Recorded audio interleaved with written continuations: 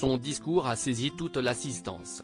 La 49e cérémonie des Césars a été largement marquée par le témoignage de Judith Godrèche sur les violences sexuelles subies alors qu'elle était mineure. Au lendemain de cette fête du cinéma, le Parisien lui a posé une question essentielle: et maintenant ? La parole des femmes se libère de plus en plus depuis #Métaux. Ce mouvement, ô combien important, s'était déjà invité dans un autre événement cinéma, le Festival de Cannes. Ce vendredi, la cérémonie des Césars 2024 a été perturbée avant même son lancement. En effet, un mouvement de soutien à Judith Godrèche s'est formé devant l'entrée de l'Olympia de Paris.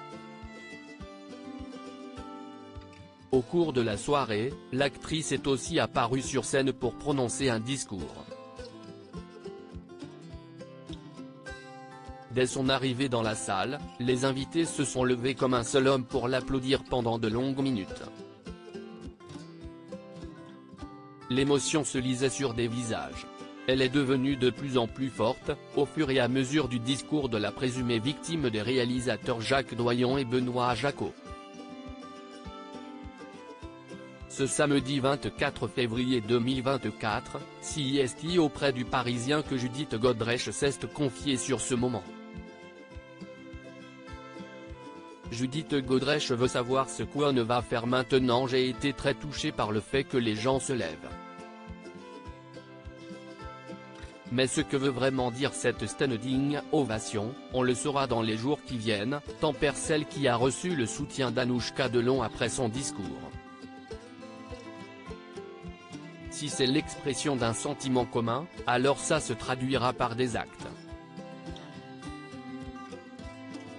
Si c'était un geste qui n'est pas ancré dans une conviction et un désir que les choses changent, alors il ne se passera rien, déclare Judith Godrèche.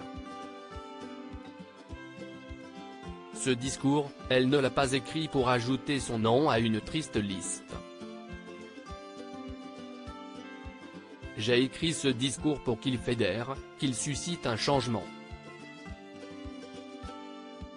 Je n'ai pas besoin qu'on me couvre de crème chantilly, qu'on me dise qu'on me comprend. Je veux savoir ce qu'on va faire maintenant. Mon propos, c'était, et maintenant, agissons. En finir pour de bon avec le silence, voilà le souhait le plus cher de Judith Godrèche. Malheureusement, c'est toujours auprès du Parisien qu'elle a dressé un triste constat: ceux qui m'ont envoyé des messages, après son discours, se comptent sur les doigts de la main. Espérons que d'autres personnes se manifestent hors caméra.